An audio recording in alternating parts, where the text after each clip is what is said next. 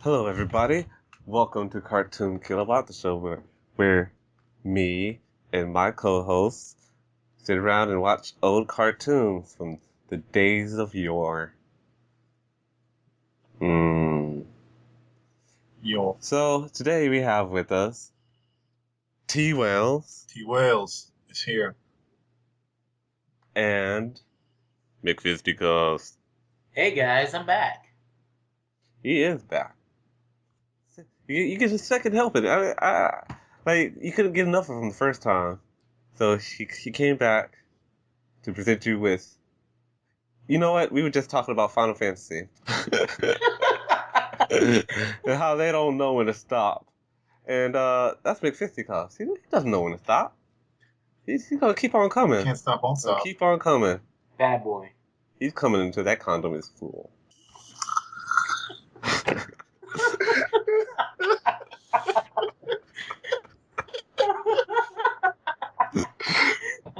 Stop.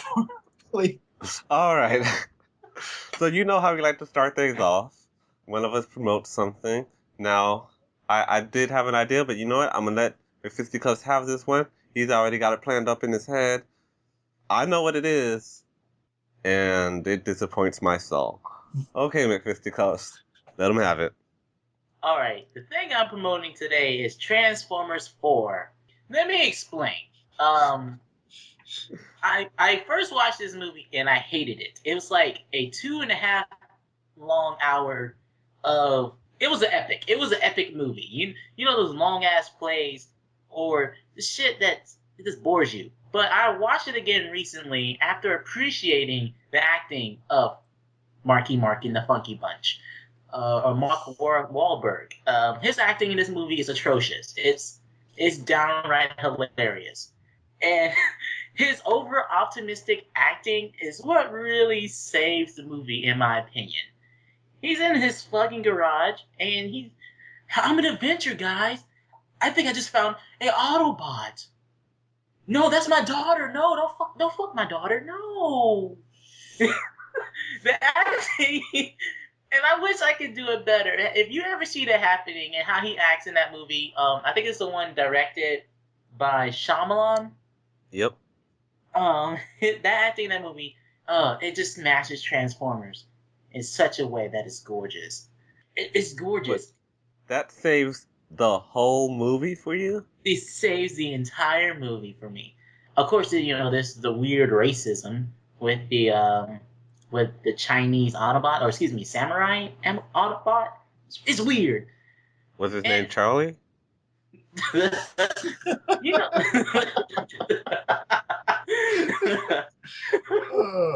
Wow.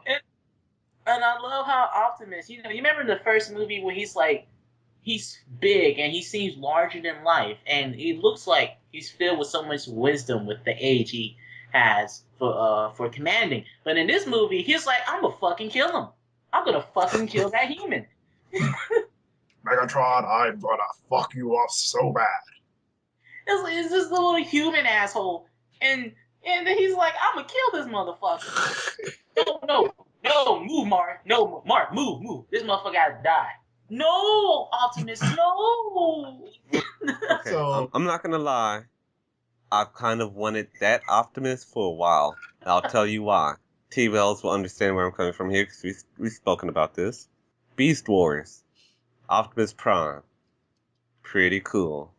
Mm-hmm. Beast Machines. Optimus Prime. Just meditates. Through the whole series. Like, you're the leader, do something. I'm just gonna sit here and meditate. So I like the idea of Optimus finally getting angry and taking severe action.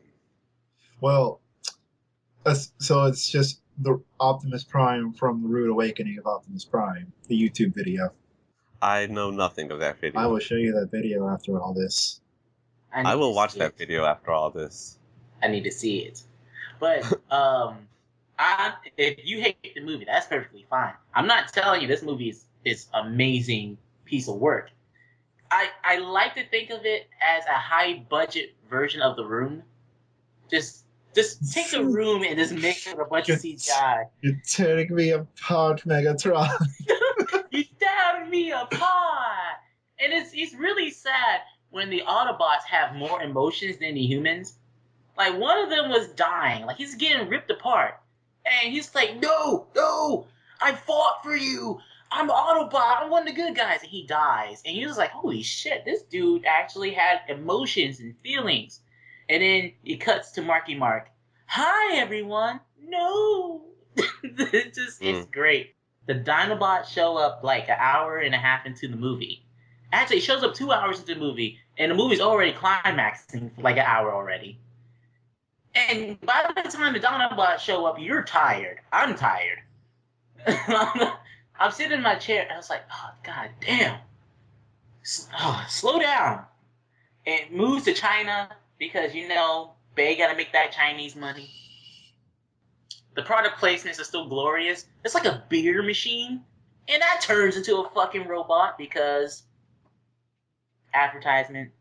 I think it's Bud Light, and they drink Bud Light like it's fucking water in this movie. This movie, it's the icing on the cake. Well, anyways, that is what I'm promoting. Watch it when you drunk and got a few friends. If you're a hipster like me who gets off on watching shitty movies, it's good for you. I know we did differently in the last episode because this was a segue that just couldn't pass off. It was so good. Anyway, there's no segue here. So, start snapping. Because the show that we are going to watch today, the show that we are going to talk about today is Superman. Not just any Superman. I actually forgot the date that followed the name of the Superman. There's so many Superman cartoons that you have to have the date. 1988. 1988. This is just after the Super Friends. Is it? Yes. I will also say one more thing. This is just after Crisis on Infinite Earths. The comic? The comic. Okay. So that's why they changed it from the Super Friends. Now I am a Superman fan. I'm not a fanatic or anything. I don't read the comics anymore for reasons, but I like the character. This was picked at random. I didn't pick this. So, Superman the Animated Series. The one that was before Batman the Animated Series. It's one of my favorite cartoons. I actually put it above Batman the Animated Series. I never knew. think it's kind of underrated. I never knew this one existed. I knew that's what I'm getting at. Like, I knew of the one from like the 70s. Somewhere. I knew of the old one from the 70s, and I knew about the one from the 90s, about the Bruce Timm one, but I never knew about this one. And I am the exact same way. And that's super weird. Like, the one from the 70s would play late at night. Yep. And I would watch it late at night. And this one just never existed. Because when this was picked, I was like, okay, let's see what this is. I thought it was going to be the one from the 70s. And it's not. And here's the weird thing that you're going to find out as we talk about this. The one from the 70s was pretty serious. This is not. This is something else entirely. So let's just get into it with the first episode of Superman 1988, Destroy the Defendroids. Alright, now this episode was written by Marv Wolfman. I noticed that name and I was like, okay, I know that name. Who is that? So I went into my mind palace. Wikipedia. I don't actually I don't actually have a mind palace. But I went to Wikipedia, and Marv Wolfman, of course, is a comic book creator, so he does have experience writing Superman. Who was responsible for creating Blade, Nova, Raven, Starfire, Cyborg, and Tim Drake. So, yeah, this was in the hands of a real pro. He made the at the Teen very Titans, beginning. pretty much. He is the lord of the Teen Titans. Now, let me tell you the dark side of that. Okay. He made Beast Machines. That I read as well. And, Whoa. Whoa. there's your segue. There's your segue. Oh, yeah. Yeah. That saddened me when I read that. No! No! The Destroy the Defendroid started out really weird because it starts out with the Lex Luthor plan that has nothing to do with the rest of his plans. Yeah. Was the whole point to make Superman suspicious of him? Yeah, that's the only reason. Okay, so he sends these robots to rob a bank because why not? Probably what he owned. Rob his own money. Superman and Lois Lane are flying around. Lois Lane is hitting on Superman. Superman has no idea how to deal with that. Ooh, So he's just like, oh, there's a crime over there. Hold on, can I say the quote? I have wrote down the very first thing they said in this episode. That just makes me laugh. Okay. In the episode, yes, it's true. Is Lois and Superman flying in the air, and then she says, "Flying is wonderful," and Superman's like, "I know." And I just thought of the Han Solo thing from Star Wars. Oh. And before we go any further, the acting is not good. It's a little weird, but that's because the show is a little weird. Superman does come out. Like both Superman and Clark Kent both come off super dorky. Mm-hmm. Basically, his character, or at least Clark's persona, was just like Mark Wahlberg off of Transformers. It always goes back to Mark Wahlberg. It always goes back to Transformers. Always. Because he's the only person that watched this series. No, Lois, no. Okay, I'm sorry. Well, so Superman sees this crime. The robots breaking into this bank. And why didn't he put Lois somewhere else? Well, he put Why did he take her to the bank? He knows Lois Lane. He put her nearby. She's addicted to danger. He's like, nope, I'm gonna put you right here, but don't go in that bank. Don't go in that bank, Lois. I'm pretty sure his thought process was, she cannot possibly be this stupid. Well, You'd be surprised. This Lois is different from the other Loises because, like, all of them kind of have this danger addiction. All of them just walk into danger. All of them need to be saved a lot. But the other Lois is, like, they were trained. She was trained by her dad, who is a general, who spends all his time trying to fight Superman. I mean, she knows how to take care of herself if the time comes to do that. And this Lois most certainly does not. She walks into this bank, finds the robot somehow before Superman does, because Superman is just taking care of other stuff. And then she's like, well, now what do I do? And she has no plan. Like, why did you even go in there? You saw the robots break into that bank. So you just go in there and probably get kidnapped. Because that's what she does. So she screams for help. That's her big idea. She screams for help because Superman already told her not to go inside. If I was Superman, I wouldn't have helped her. I was like, okay, you need to learn. And it's time. It's time you learn. I'm just going to watch.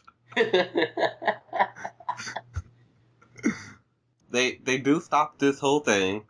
And when Superman's out back fighting a tank or whatever, he finds Lex Luthor's name all over it.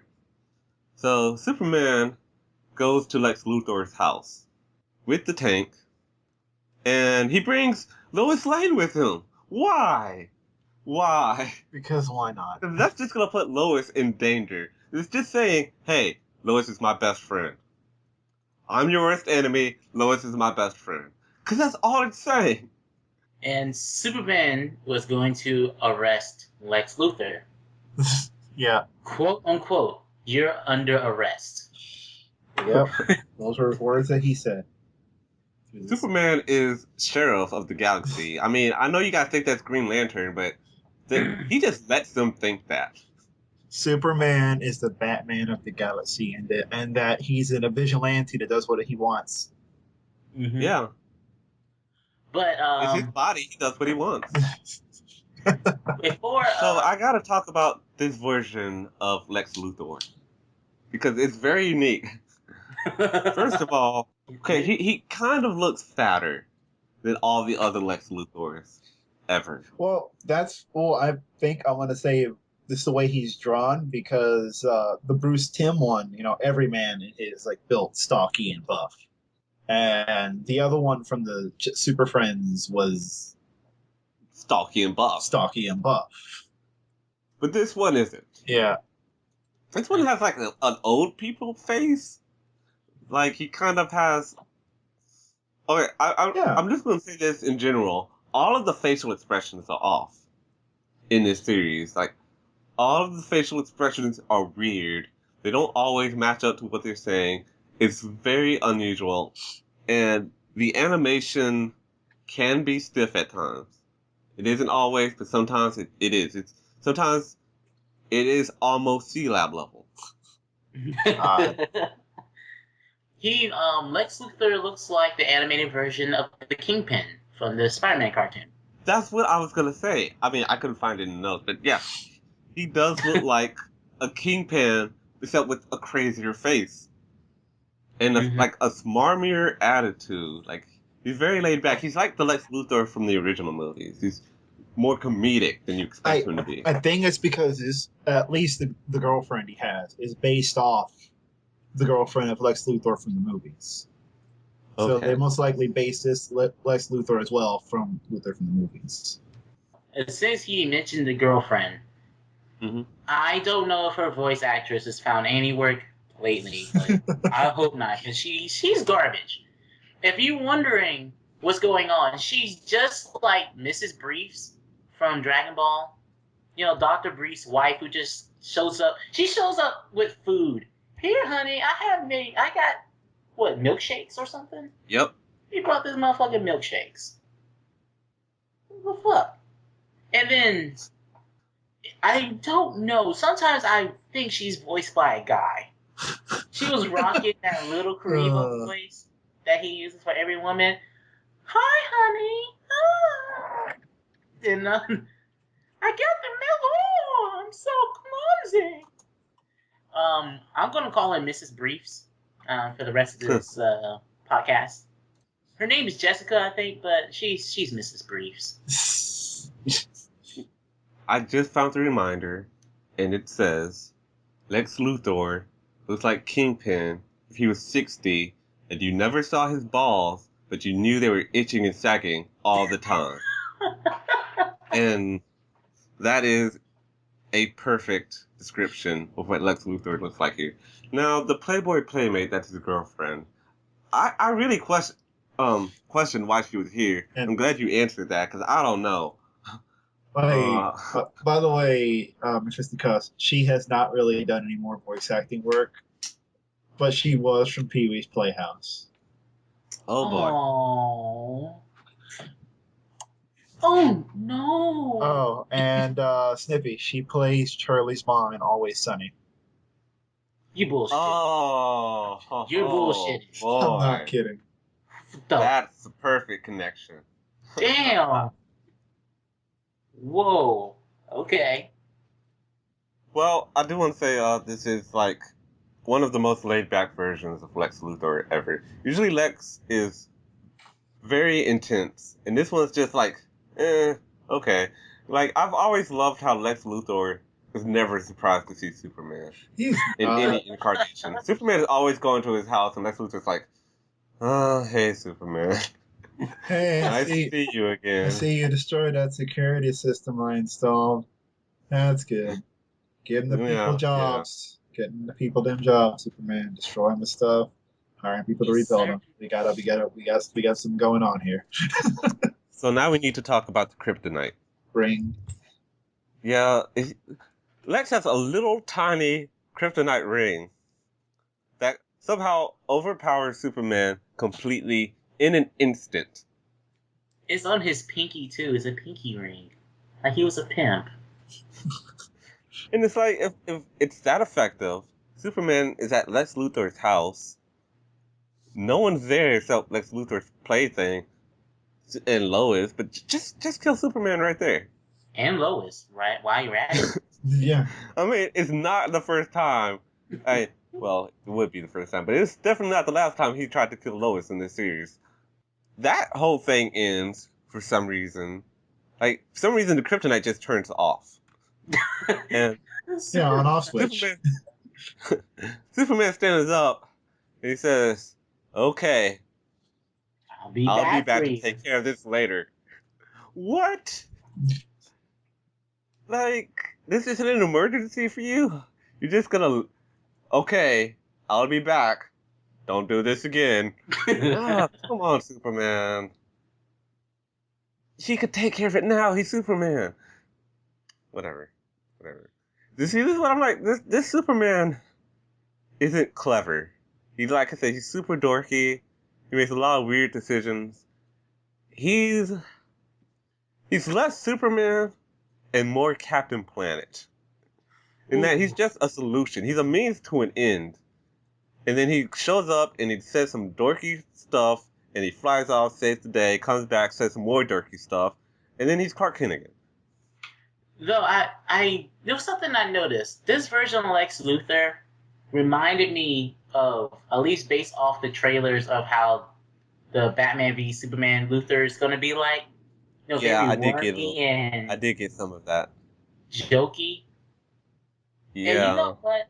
If I get that version of Lex in the movie, I'll be a happy camper. Because you like bad movies. I do. You know, it took me forever to appreciate the glory that is Man of Steel. It's a piece of shit, but it's still a glorious piece of shit. And just to get it out of the way, did like Man of Steel, mostly because I thought it was boring. There might be other reasons, but they pale in comparison to the boredom that I felt. Man of Steel. Well, we're getting off topic. Sorry about that. Yeah, but Yeah. I mean, might as well exercise that demon now. Okay, Man of Steel. My theory is it is not a good Superman movie. I read the Superman comics, and that version of Superman we got is different, and not different in a good way. I felt like he was Batman that could fly. He was sad and broody, and what made Clark or Superman so awesome is the fact that he had great moral fiber. Whenever he feels like he's losing touch with himself, he can always go home, talk to his family, and remind him of who he is as a person. In this version, we got fucking Batman that flies. Yeah, because his dad is like, don't save anyone ever. Ever. Peace. He dies. And I love, my favorite part is like, you know, the dog is stuck in the truck and there's a tornado and he could run there super speeds and get him out. But his father's like, no, I must become a martyr. Huh. Let me go get him. And then someone bring him back. But he was like, no. I must become the martyr. But like, I can do this in like 5 seconds. I can do I this can do it right in like now. 5 seconds. And the Look, time we are talking, I can be done. And he's like, look, son, if you do this, it ruins the whole Jesus imagery we're trying to give you in this movie. We're trying to make you Jesus. Yeah. Well, back to the episode. And it's a good place to break for that because, like I said, this whole first part has nothing to do with anything. Luthor's actual plan is to unleash the Defendroids, which are robots that will replace Superman. Okay, so he does this once, and it's like, everyone's in love with the Defendroids already. Let me put this up. By fighting 80s stereotypical, like, post-apocalyptic bad guy. These guys run around with laser weapons and mohawks on motorcycles. They just came in through Fallout. They came in from Mad Max. They came in from Mad Max. What are you talking about? They came straight from Australia. And yeah, they were hired by Luthor. Yeah, Because the whole thing is staged. yeah, but everything is Even the staged. people that are in love with the Defendroids are actors. Maybe not all of them, but like enough people to get hype. Enough people to persuade people. Yeah, And so this works. The Defendroids keep saving the day, and Clark quits. He doesn't even fight. He's like, the people don't like me anymore. hey I Lois, guess I'll throw in the towel. they're not so bad, Lois. No, they're evil. I said so. Okay.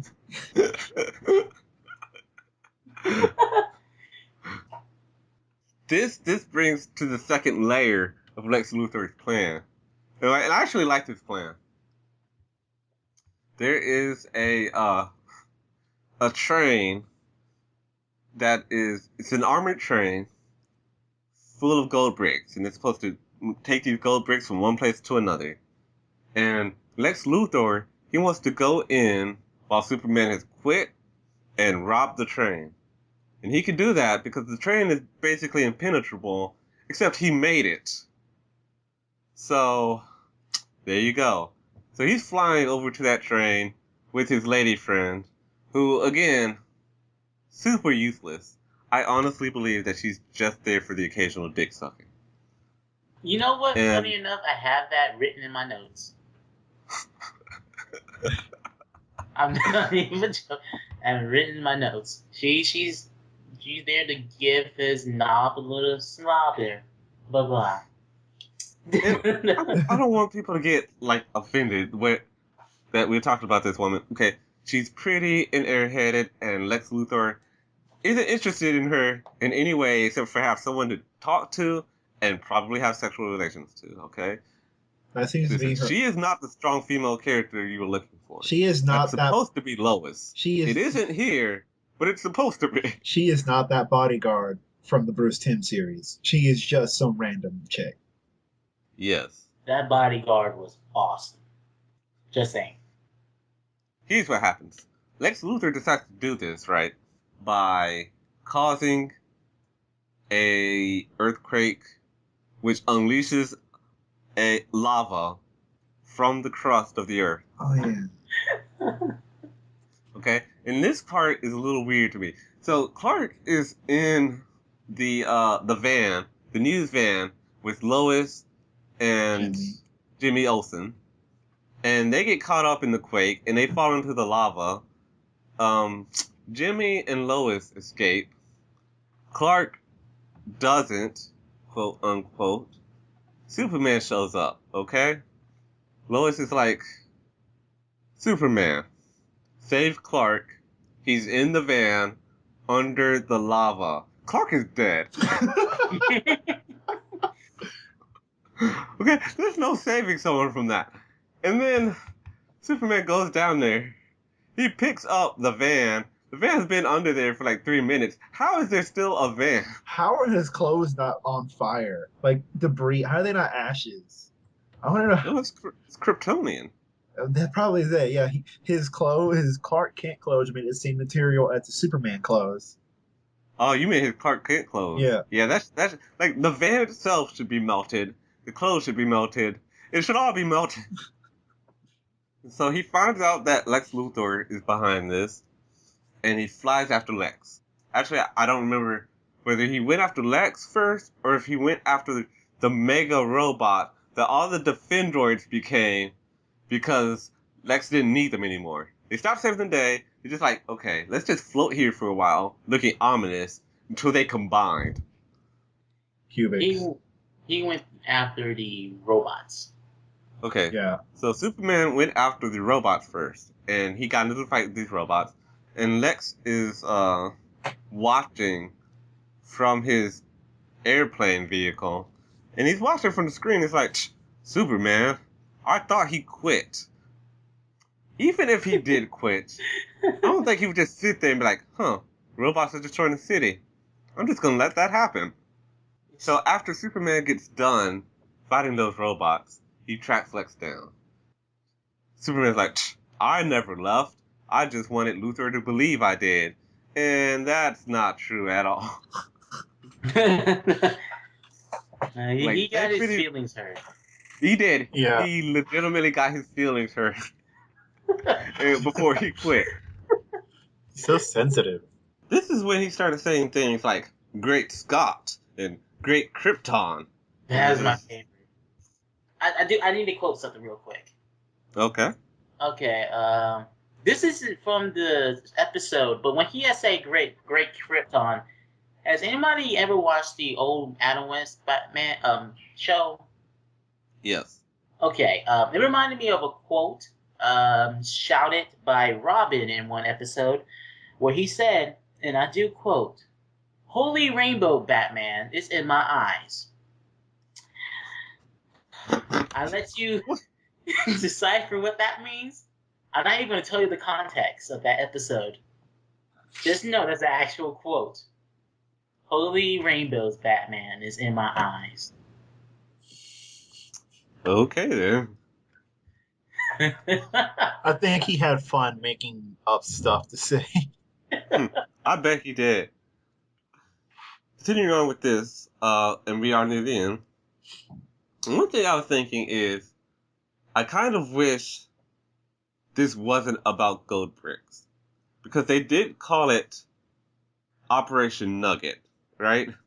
I kind of wish this fatter Luthor was legitimately trying to steal Chicken a nuggets. shipment of chicken nuggets. Well, hey, he stole 10 pies, remember? Or 40 pies or something. I knew you were going to go there. But basically, Superman saves the day. He stops Luthor. He stops Luthor because he reprograms the robots. So now they work for Superman. And then afterwards, he plays it off. He plays it smooth, too. Huh. Looks like my robots short-circuited. I'm sure glad that you were there to save the day. Huh. Like, I didn't plan any of this, but there was an IT mistake somewhere, and I do apologize. And that's how it ends. It ends with Lex Luthor getting off because he has a very convenient excuse, which is actually true to the character. And Superman being like, okay. But next time, I will stop you. After that, there's actually a little part dedicated to Superman's past. Yep. And this happens in each episode. I'm honestly not going to talk about it in the second episode. Second episode is just like the first episode. As far as these history of Superman shorts go. This one was also written by Marv Wolfman. And this is called The Adoption. So first thing first, you have the Kents. And they just found Superman. And they're taking it to the, Clark to the adoption agency. Because that seems to be the right thing to do. Why are they already 60? Yeah. That's what I want to know. Like, how have they been 60 Clark's entire life? They are immortals. I can understand them if they're like in their 40s. Yeah. Right. Something like that, but they clearly got gray hair. And the guy's like, normally we look for people who are a bit younger for adoptions. Yeah. Especially of a baby. Mm-hmm. So they address their age, but there's no reason why they can't be any younger. Yeah. Because it seems like by the time Clark turns 15, both of his parents should be dead. Again. In this version of the story, in Superman 1988, Superman had powers as a baby. Yep. And knew how to use them. And he knew how to use them. Like, he had intelligence far surpassing a baby. In comic mythology, this would not have happened because he's powerful, because he's charged by the sun, and he would not have been charged enough yet to exhibit any powers. But here, he just got here, he's got all the powers. All the powers. So, the adoption agency, they take him in, and they try to sell him. They try to sell him immediately. Like the same day. They don't know anything about this kid. They already got buyers lined up. That's weird. Mm-hmm. And Superman just sabotages things with his powers. He's just causing rampant destruction, thousands of dollars of destruction, every time someone else comes in to see about adopting him. How does no one know that Superman exists? Way back when you've got this super baby? Pretty much, yeah. Yeah. This little motherfucker went out to the zoo, I think, Yeah. Yes. and came back with Mufasa. Yep. And he just riding Mufasa like he was Optimus Prime riding the Dinobots. Okay, I don't know why I keep bringing this. He's just like riding him. And it's like, no one saw that. This baby is not being stealthy at all. At all. At this point, they should know there's some strange little super baby running around. At least the people that kept trying to adopt him should know. The people that work at the adoption agency should definitely know. They don't think anything of it. So Super Baby flies off in the middle of the night, and somehow he still knows where the Kents are. I can't find where anything is without looking at GPS. Clark Kent, when he's like 3 months old, knows where Pa and Ma are. Goes to their bed. Yeah. And then when they wake up, like, oh, it's Clark. He's here somehow. They don't even question it, really. They don't question it. And then, like, what should we do? And Pa's like, I guess we gotta go up there and demand that we keep this baby. And then Clark says Mama and Dada, which is honestly kind of disrespectful to me. I mean, like, this baby can't be more than 3 months old. 3 months might be too much. And Already speaking and already forgot his parents. yeah, already forgot his other parents. Already deciding, you know what? These are my parents now. Those people that died for me up there, And you might be saying, well, he's a baby. He doesn't know any of that happened. Yeah, he knows. Yeah. He's too intelligent not to know. Now, the thing about this short, that's supposed to be heartwarming. But mostly I just found it ridiculous. There's one too many things that you have to ignore in order to find this heartwarming. Like, the main stories, they're a little silly, but they are still superhero stories.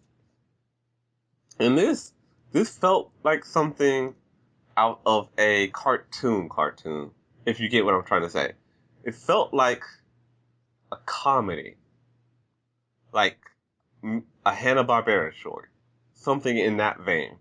Mm-hmm. So, for that reason, the heartwarming aspect that this is supposed to have did not work out for me. I do want to point out that this show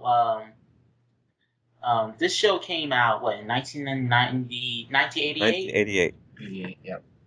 And last week we watched Yo Yogi that came out, what, 3 years later? Yeah, something like that. And this show from 88 looked 1,000 times better than Yo Yogi. Okay, it does. I did want to say, because before I talked about the facial expressions, which are weird and continue to be weird throughout the entirety of the series, it seems like. And sometimes the animation for everything else can be stiff, only sometimes. But I feel like they really did try to put effort into it with the time they had, based on the lighting and the shadowing that they do, which is actually really good. Like the shading, the shadowing, and the lighting in this series, it's actually kind of noticeable. It's really good. And if you're a fan of George Perez's book, art, this is the same guy who works with Wolfman on the Teen Titans. The animation for this show looks just like George Perez's artwork. And the fact that they kept at such a good quality, trying to match up what he's doing, it really does look like there's a lot of effort put into this show. Sometimes it needs a little, some better writing. But, it's just really surprising that the Super Friends came out before this one, like a year before. Like they had like 5 seasons of Super Friends in this. Well, it's like I was saying earlier. The 1970s one and this one feel like they ought to have been swapped. But let's move on to the next episode. And this is T-Well's favorite episode. Fugitive from Space. Can I just say, in the opening, the way the narrator pronounced Superman, he says it like Superman. Superman. There's like a Y in there. Superman. Superman. That's the same narrator from the Super Friends. They should have got Vincent Price to do it. They should get Vincent Price to do everything now. Here you get a spaceship crashes. Lois Lane and Jimmy Olsen and Clark Kent are there checking it out because they're very nosy people. All right, so they check it out. They find these 2 aliens. One of them is Jim from the hologram, and the other one is just a monster alien thing. Oh man! I could describe some of the monster alien things, but I cannot describe this guy. Ooh, I He's can. like a fish. But if you ever seen just like a stereotypical bug person from space, there you go. He kind of looks like one of those aliens from Ben 10. There's so many aliens on Ben 10. You can't just say that. I was saying. That's like saying he kind of looks like one of those Pokemon. Okay, he looks like that weird dog thing. Or I can't say dog thing. That weird thing Ben turns into when he gets furry and he kind of like an animal. Oh, a mix of that. I know what you're talking about. Like a mixture of that and something. Well, he's on both legs, so maybe the main villain for Ben 10. I can't think of his name right now. You know what? I do know what you're talking about, and I can agree with that. He does kind of look like that dog, that green dog thing, and the villain did the little fusion dance. Mm-hmm. And I have a note here. The score for this episode, music for the series in general, is actually really good. They could have copped out and put in some really shitty music. But they actually have full orchestras and everything. I didn't notice it at all. Maybe it's like in the Superman theme you hear is a little bit different from the ones that we're used to. And it sounds like a first draft, but it's a damn good first draft. Real damn good. A little background on McFisticuffs. He would pick up my music. He knows music. Plays plenty of instruments. That's McFisticuffs. I am a music whore. I'm in debt to a lot of people because of my instruments. I'm just kidding. I'm not. But if I die, just make sure I'm buried with my instruments. I'll make sure you're buried with at least one of them. One. It could be my ukulele. I'll take the uke. My roommates keep calling it uke, and I want to stab them in the face. Where's your uke, Brandon? You and your little uke. I get it. I'm sorry. Yeah. I get it. Yeah. I'm sorry. So when you die, right, and you meet the devil, and you challenge him to like a ukulele competition for your soul. I will outplay the devil. Turns out the devil was Hawaiian. Oh. He's an islander. You ain't gonna make it. But to continue on with this episode, they find the 2 aliens, and this weird thing happens. Both of the aliens are in stasis, and Lois taps Jimmy's shoulder, and after that, she doesn't say anything.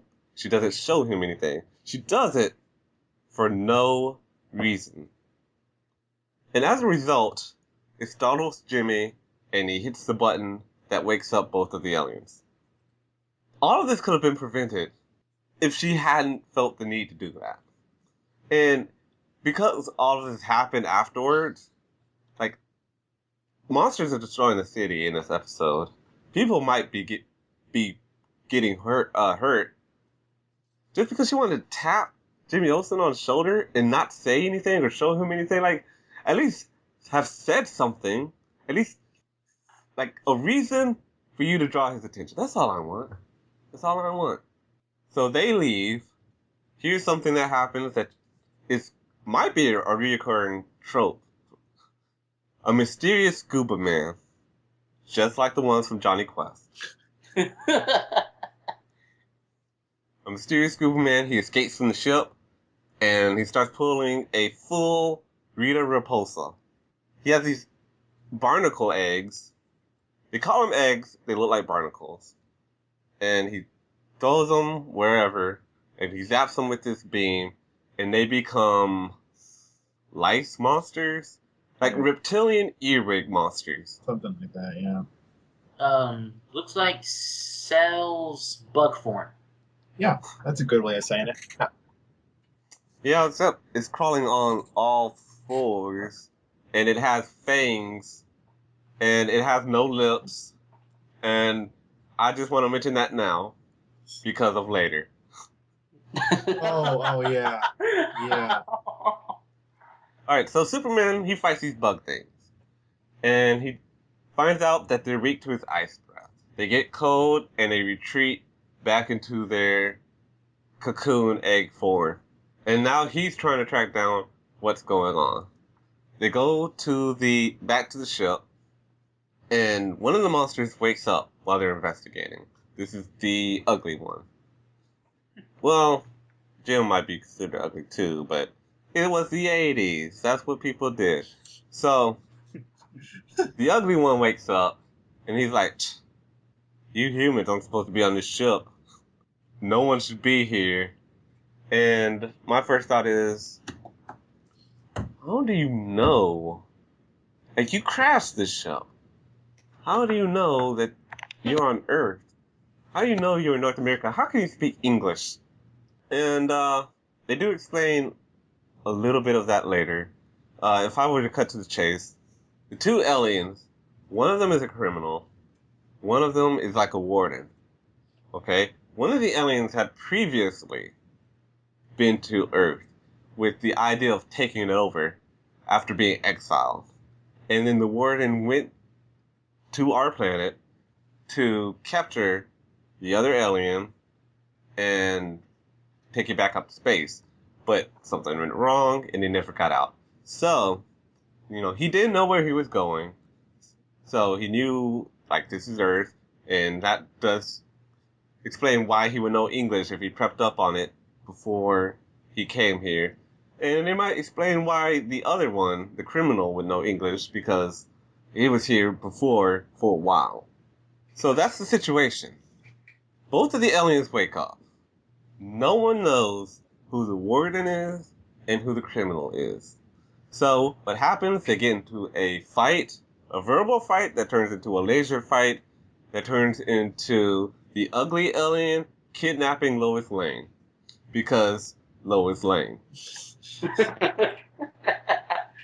He does this after blasting Superman way out of way. Like, he went too far.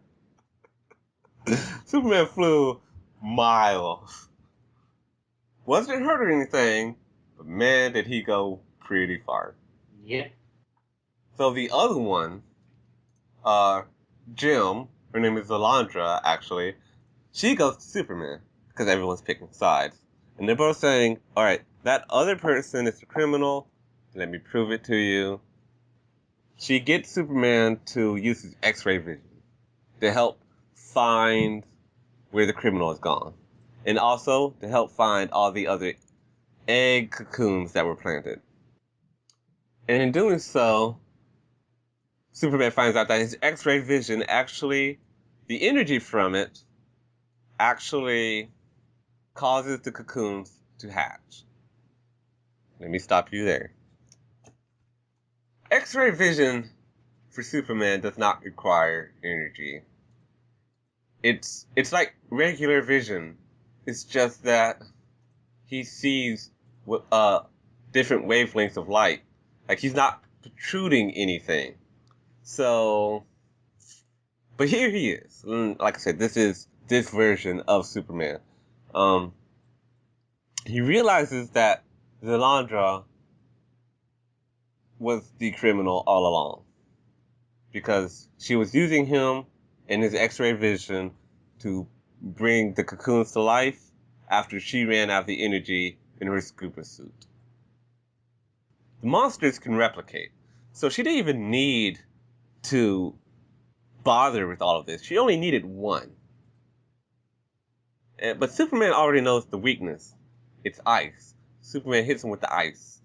And then she's like, okay, Superman, we'll see if you're ready for this. Remember, she looks like Jim from Jim and the Holograms.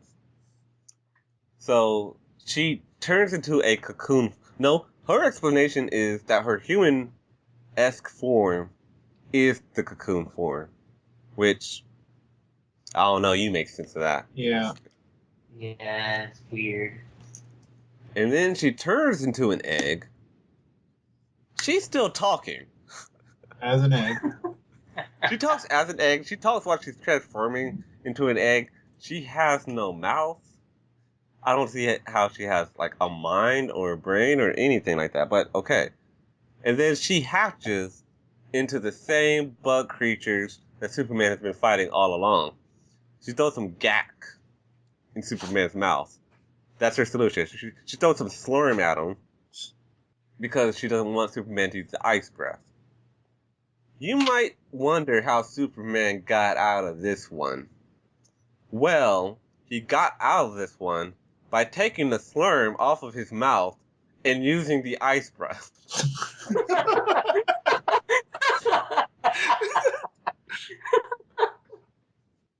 So they take the egg back. The warden takes the egg and goes back to space with it wherever they're supposed to be going. And it ends with this. I don't even want to call it a B plot. It's more like a D plot. Oh yeah, I forgot about that. Yeah. Jimmy Olsen got fired because when he tried to take pictures of the aliens, the weird energy messed up his camera. And he gets fired every Friday. And then every Monday, Perry doesn't even know they fired him. Which means Perry parties super hard. On the weekends. Perry comes in here with Jimmy Olsen, looking like he's about to be like, hey, didn't I fire you? But it turns out he's just pissed off at Jimmy Olsen for being Jimmy Olsen. And then Jimmy Olsen skateboards away. Because skateboards are cool. In the office. Skateboarding inside is cooler than skateboarding outside. This is the pre-extreme era. This is where it starts. Yeah, this is where it started. So that's basically the story. Moving on to the third episode. By the Skin of the Dragon's Teeth. This is Guess my who's favorite. back? Lex Luthor. And what crazy plan does he have now? Ooh, let me say it. Please do. Sorry, so check it. The episode literally begins with this quote. I do quote. Lex Luthor buys the Great Wall of China. That is the first thing he said in this episode. And I almost fell out my chair. It's so good. And how stupid that is. How the fuck does he buy the Great Wall of China? He found a way. And he's just like, money speaks all languages. And so... How much did he pay China? He probably paid off America's debt to China.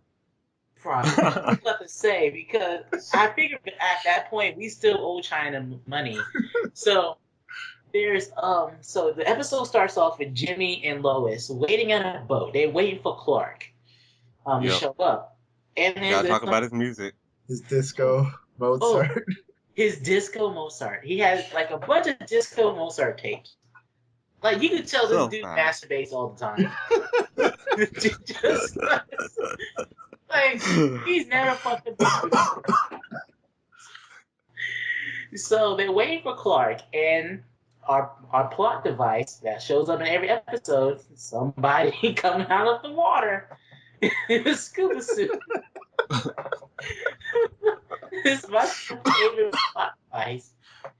He attaches a bomb to the boat, Uh-huh. and then he cuts to Clark running, and then he's being an asshole. He knocks this Asian person's shit over. It's probably something Asian in that barrel, like cabbage or something. It would have been much funnier if it was like a cart full of cats and dogs. Just because I'm a terrible person. And so can you. And, and he knocks this shit over. And then the boat explodes. Now, I want to say for that scene, the colors and the animation for that scene was gorgeous. The lighting they used for after the shit exploded, and the fire is right behind them, and the lighting is hitting their back. So the front of their models are in this darker color. It's really glorious. It's gorgeous. Like I said, they definitely put some effort into it. Yeah. So I do want to mention this small little thing. And you know what? I'll say this now, and then later, I might go into it more. None of this would have happened. None of this would have happened if Superman didn't take Lois Lane to Lex Luthor's house in the first episode. Yeah, I believe you're right. yeah. Because then he would know, he would have no idea that Lois Lane had any connection to Superman. Mm-hmm. So Superman, he stay messing up. He stay messing up. So after that explosion, it Michael Bay's itself to China, because that's what you do in a Michael Bay transition. You go to China, make money off there. Oh, man. Yep. So Lex is just sitting on top of the Great Wall of China, just sitting on the fucking chair. His bottom bitch is bringing him some shit. And then she asked the question, how could you buy the Great Wall of China? And I was like, yeah, TV show, explain it to me. Amuse me. And he's just like, money talks. But once we get to the ending of this episode, you're going to understand why his answer is some bullshit to me. Yeah, to me too. Yeah. It's some bullshit. So there's a spy, and she's not a good spy whatsoever. No. She Clumsiest spy of all time. horrible. Sucks. So she's listening in, and Lex is like, there's like a secret treasure buried somewhere around the Great Wall of China, somewhere underneath it. And I'm pretty positive that even if he finds this treasure, after all the money he spent on buying the Great Wall of China, he's probably only going to come back even. Yeah, that's what I was thinking. Like, there can't be more than what you paid for this wall for. Especially since he didn't even take all of it. Mm-hmm. He took like a bag full. Like, he probably came out with less money. Yeah. Mm-hmm. But okay. So, the spy knocks some stuff over. And Lex was just like, oh shit. We gotta go find this bitch. She gets away. And she meets up with our crew. Clark, Yes. Jimmy, and DIDD, or Dumbass in Distress Disorder. That's what I call it. I do need to interject here. She's She's Chinese. She's a Chinese spy. Knows English like that. And what really upset me about this episode, it is not as racist as I wanted it to be. Oh, come on. I wanted, like, it was the 80s. I wanted thick Asian accents where she barely spoke English. It was English. I was going to think say, that's what is Emperor Chin not good enough for you? I'm just saying, And she's telling them the legend of how there's magic, and the magic has these terrible beings trapped in stone somewhere under the Great Wall of China. And it's a dragon. And I think the dragon's name is Long Wang. Long Lang. Oh, I'm sorry. It's that thick Asian accent. God damn it. That confused me. I thought it was Long Wang. It would be so much funnier. It was Long Wang. I think they knew better. To start telling the legend. So now they need to get to the Great Wall, and they get on this. Well, I don't know what they call it. Those things you see like a ski resort where they go up in this little carriage and they going across. Oh, God, I can't remember the name, but yeah, Little cable car. cable car. That's what it is. Yes. So our plot device came back, and this time he's not in scuba gear. Right. I know, right? Aw. So he has this giant saw, and he's gonna saw the carriages off the wires. I just want to stop Yes. you. I just want to stop you right there and point out that I can understand, the cable car, cable, right? You can saw that, right? That makes sense. He sawed off the metal column that Yes. attaches it Yes. to the cable, not just the cable that connects it with powers or whatever. The metal column, like, And you think that'd take all day? and no one noticed it. He was right behind Jimmy Olsen climbing up the window, and that spy lady didn't see shit. No, It Jake took like took a terrible 20 seconds. spy. And then what bothers me? What happens when if he actually cut the thing off? He's gonna fall with it and die. No, he has a Yeah. parachute. But I want to know why Lois or Clark didn't say shit either, because they could have seen him. Clark could have saw it. Like, Clark in this series is a pussy. like It it would take him too long to cut through all that. Yeah. Clark would have No, been. if I can take over from here, just Sure. this part, because here's something that happens: Lois Lane becomes useful. She does. Oh yeah. Yeah. So she sees what's happening, and she climbs out of the cart. Listen, Clark ain't doing nothing. He faints. Oh wait, he faints, and he's just like, oh. He just split out like a. Oh, Lois Lane. God. Oh. She climbs on this cart. She has to beat this man. She puts her life in danger just to beat this man with her purse. She was climbing up on the wire, and she's smacking this dude with the purse, and it was badass. This shit was badass. I forgot what happens after here. So, does anybody else want to take over? My mind is drawing. I can. First, they go to the Great Wall. They find all the stone, all the stone statues of people who have been turned into stone by the magic dragon. And then from there, Superman drills to the treasure room. Superman did not need to drill. He didn't need to spin like that. He could just punch. He could probably just fly through there. But, hey. And I like how the first place he drills into, it's just the room of the treasure. It's just right there. Right there. Right there. Lex Luthor would have had no problems finding it. Speaking of, turns out that was Lex Luthor's plan the whole time. Invite Lois. Because he knows Put her in danger. He knows Superman's ass is gonna go down there to rescue her. It's like, I'm just gonna trap her down there. Superman will rescue her. He'll of course end up finding this treasure for me. And then me and my hoe, we bust in there and we steal all the treasure. Now there's a scene in here, and it is one of my favorite scenes. Like I said, I love Lois Lane being a badass before. I also love this. The woman is explaining to Lex Luthor what happens if he removes the treasure tooth from the stone dragon.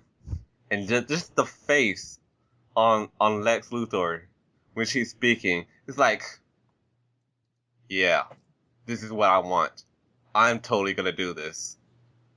It's just she shouldn't have said anything. They're like, if you do this, you're gonna put people in trouble. It's Lex Luthor. That's what he wants.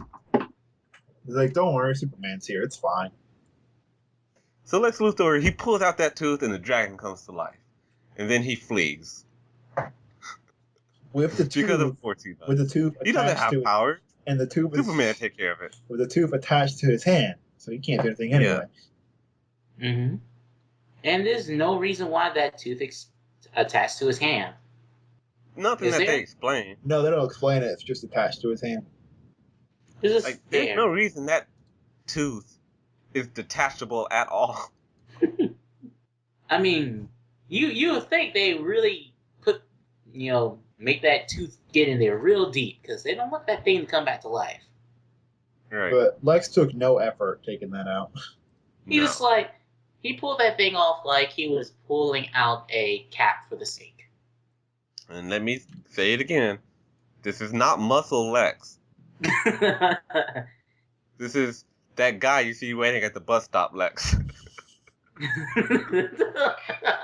He is not Beefcake. No, he is not Beefcake. So, and I do also want to say, this version of Lex Luthor does refer to himself as an evil genius. He does see himself as a criminal, and he is making mischief just to make mischief. It's not like he's not driven by ego like the other Lex, because this is fat Lex. There's nothing to be like super egomaniac about. But he just wants to cause trouble and get money. That's his reason for doing this. Get money. He tells his story about his dad, saying that you can never have enough money, so he doesn't want to end up broke like his dad. So his And plan is true. So his plan was to spend like $3 gazillion to buy the Great Wall of China to get $2 billion worth of treasure. But yeah, I just love that moment when he's taking the thing out, because he looks like he has a boner of evil. He's just so happy, and she just doesn't know. So the dragon is unleashed, and everyone's running away. Oop, I have a thing in my throat. Things are being turned into stone. The wall collapses in between Clark and everyone else. And he could have just let that be and then became Superman and did his thing. Instead, he jumps into the collapse for no reason in order to come out as Superman. He could have just stayed on the other side of that wall. But this isn't the smartest Superman. He's probably smarter when he was a baby.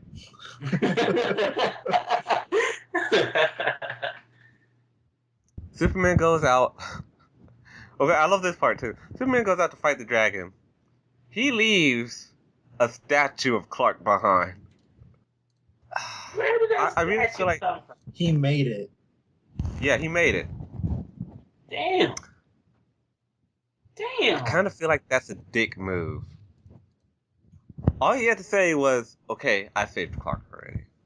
But now everyone's gonna have to carry this heavy statue of Clark Kent everywhere they go. They don't want to leave him behind. I think he did that just so they wouldn't get in his way. Like, if they're too busy taking care of Clark, there is no way they'll be able to make it in time for him having to save them from the dragon. But the problem I have with that is that Superman isn't smart. He doesn't think ahead that far. Like, I'd like to believe you, but this series hasn't given me a reason to. Yeah, but the writing in the show, ooh, no. So Superman is fighting the dragon, and it's not really working because the dragon is magic, and Superman isn't resistant to magic. So he goes find. Oh, I love this too. He goes find Lex Luthor and his side chick, and they're both dressed as peasants on the street somewhere. It's like, you have all this money, you have all this technology, you've been planning this whole time. You couldn't get in an airplane. You couldn't.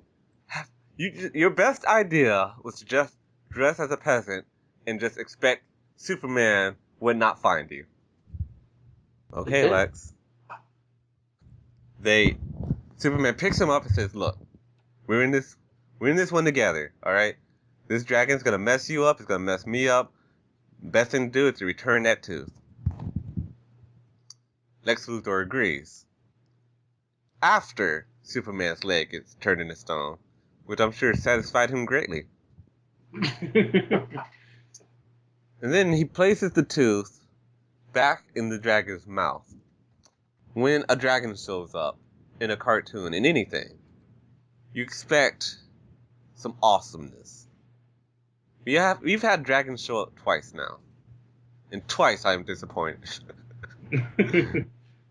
After Lex tries to escape, but Lois and Jimmy Olsen, they lose track of the statue of Clark, and the statue rolls down a hill and stops Lex Luthor.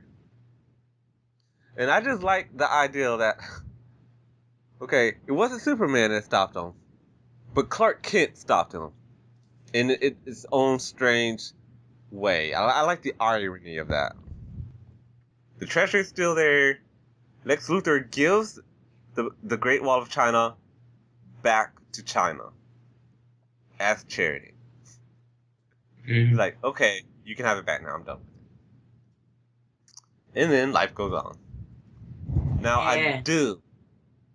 I do need to talk about this short. Yes? Before you do, I there was a problem with the ending I had for that episode when he gives back the Great Wall of China. Uh-huh. Why did China sell it? I just assumed somebody needed money. Why did they sell it knowing that there was so much of their history somewhere buried underneath it? And the spy was just like, she was so desperate to get it.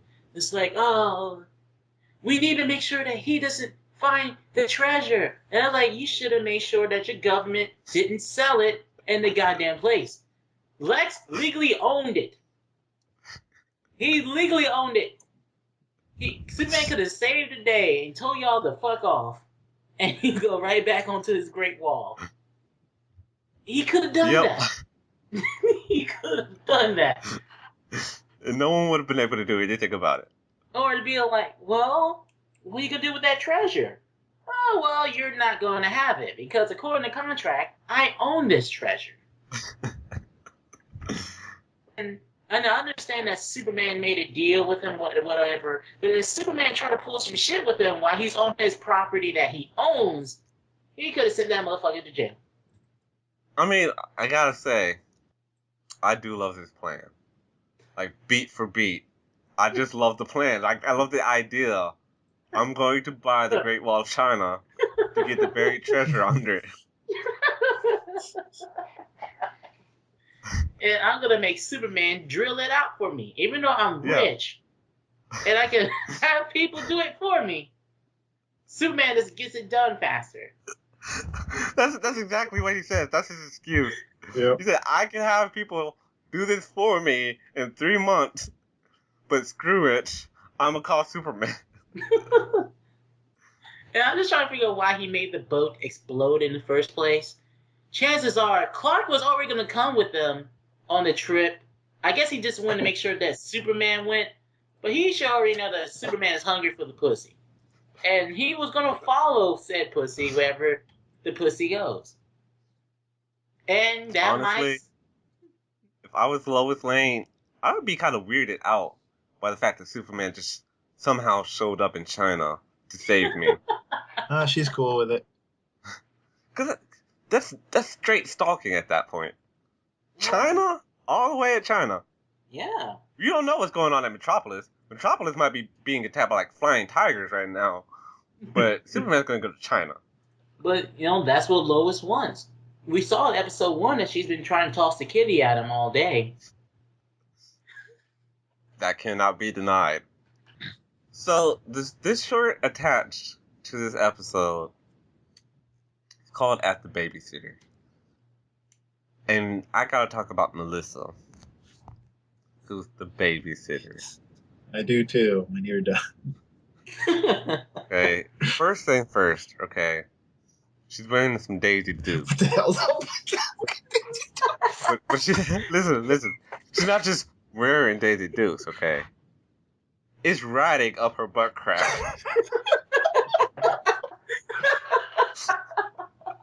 You should mention that Daisy Dukes are white. Yeah. She's wearing khaki Daisy Dukes. She has her hair. You got her shirt, and it's all tied up like when you go to one of those car wash with like college girls and stuff. Yeah. And it's like, why are you, Mom and Pa Kent letting this girl babysit? I just saw what was happening. Like, And why does she have a does she have sex with all the kids that show up? Why does she? And after I said that, after I thought that, she says this, quote unquote, I know how to handle little boys like Clark. I'm like, oh no.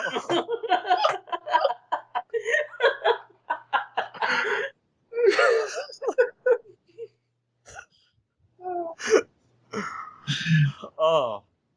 Why does she have a country accent? Well, she lives with Ma and Pa lives, and they live in the country in Kansas. Ma and Pa Kent don't have country accent. We don't know their origin story. They could have been from New York for all we know. Clark doesn't have a country accent. Hey there, y'all. I'm Superman. You know what? He should have a country accent. I would love that. I tell you what, Lex Luthor. Now you listen here, Batman.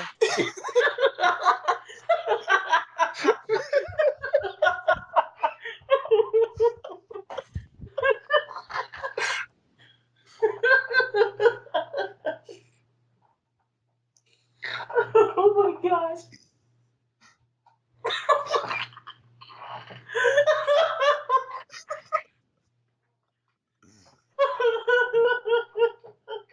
It's okay, McFisticuffs.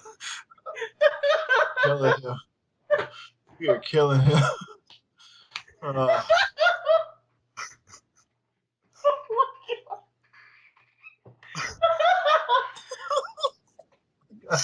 making me laugh now. Yeah.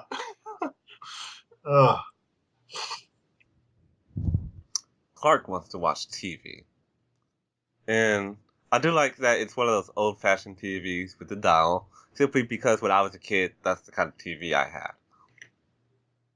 Same here.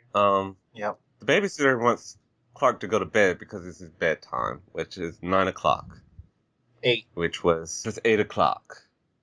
So, what Clark does is, I don't even know I'm going into so much detail with this, but what Clark does is he uses his heat vision to make sure that the clock is always at 8. Then when he's watching television and the news is on, they say it's 9, and Melissa's like, you playing games. Go to bed. And right after she sends Clark to bed, well, you never guess what Melissa's doing. Talking to boys. She's not just talking to boys. She says, quote unquote. Let me tell you, this quote is going to kill you. This quote right here. Okay. You might come over. Well, whatever you feel like doing is okay with me. Bruh.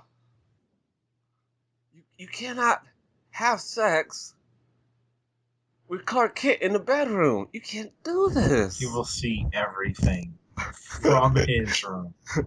He has X-ray vision. You can't be doing this. Clark decides, you know what? I want some cookies. So he flies out the window. into the kitchen, gets into the cookie jar. Let me ask you a question. Have either of you ever had a legitimate cookie jar that was always filled with cookies? Nope. No. No. No. No one does that. No one's like, I need cookies every day. Every day of the week. So I'm gonna make this cookie jar, I'm gonna make sure it's filled with cookies all the time. Okay? But Clark gets tired after eating all the cookies because Melissa should know this. You want to put a kid to sleep, you give him the itis. Can't nothing stop the itis. And Clark falls asleep. Mom and Pa can't come back. And they say, was Clark in any trouble? And she's like, not any more than any other boy. And the short goes off. And that's at the babysitters. This was super weird for me, this short. Like, why is she so sexualized? Why is everything she says sexual? Was I not supposed to notice that? I can understand if kids didn't notice that. But we're adults just supposed to let that pass. Okay. So, yeah. Let's talk about this series as a whole. Now, like I said at the very beginning, I am a fan of Superman. And at the end of the day, I did like this series. I did find it entertaining. It's weird. It's weird in its own way. It's like the brave and the bold of Superman. But it's so ridiculous that I cannot help but to get invested. Like what McFisticuffs says, when an episode starts with Lex Luthor bought the Great Wall of China, you cannot help but sit there and wonder, okay, what's going to happen next? And that's what I got with a lot of the series. Just a lot of insanity is going on here that helped me get past the fact that I didn't like the way the faces looks. Helped me get past the stillness of the animation that would occasionally pop up. Helped me get past the fact that Superman is such a dorky character and Lois Lane doesn't have a plan and is always getting captured, and Jimmy Olsen has typically no role here. He's just there because he's Jimmy Olsen. Yep. You know, like all the characters have flaws, but the stories are so ridiculous that in the end, I found myself enjoying them. I really enjoy the show. We tend to take notes as we're watching stuff and to make commentary. And I actually found myself writing much less than I did for last week's episode of Yo Yogi. Because I don't was think that's difficult. I was really enjoying myself watching these 3 episodes. Hell, I might go watch a few more episodes after this recording. It's a great series, and trust me, for a superhero cartoon in the 80s, this was pretty damn good. I will watch this over Captain Planet any day. I would also watch this over Captain Planet. I would watch many things over Captain Planet. This show had a lot of potential, had a lot of talent behind it. So it's a pretty good series. If I didn't own the Superman animated series already, I'd probably show this one to my nephew. But the other one is much better. Yeah. Much better. Because then you can also show them, okay, now here's Justice League, and here's Justice League Unlimited, and here's Batman Beyond.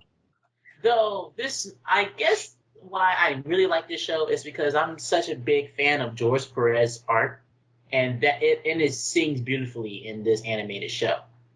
They could have cut a lot of corners, and they did cut a few corners, but it's still pretty good.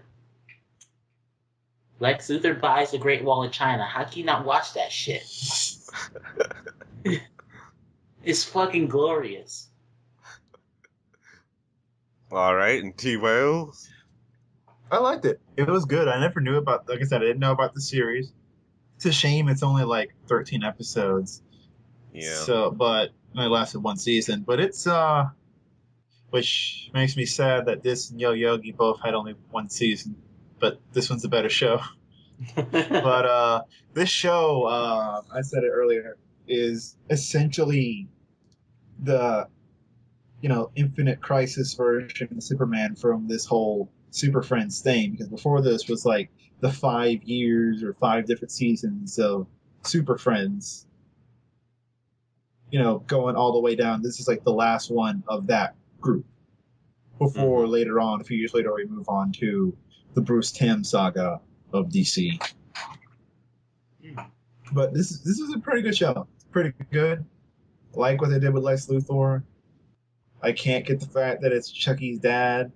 But the moment I heard his voice, I'm like, I know this voice. I know this damn voice. Yeah, it's good. I would recommend it. Is this the first time that everyone came away positive? Yes, this is the first show we have done that we liked. Well, there you go. If you are a Superman fan, if you are, up for a little cheesy fun, check out Superman 1988. Next time, we will be working on Toonami Tuesdays on Wednesday. So check back on that.